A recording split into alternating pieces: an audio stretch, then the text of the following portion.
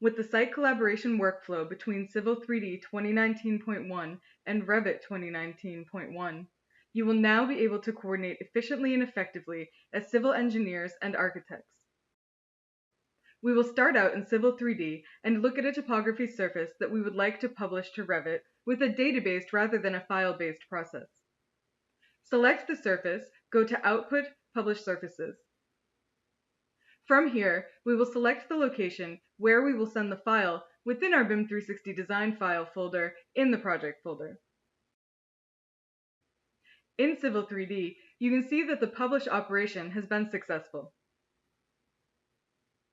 You will also be able to see the published data in Desktop Connector. In case you would like to review your data in BIM 360 Design, go to Services within your project and select Document Management, where you will be able to navigate to the uploaded data. From Revit, go to Insert, Link Topography, and browse through Desktop Connector to the data location within your project files location. As you select the link, you will see that the topography surface is brought into the Revit workspace.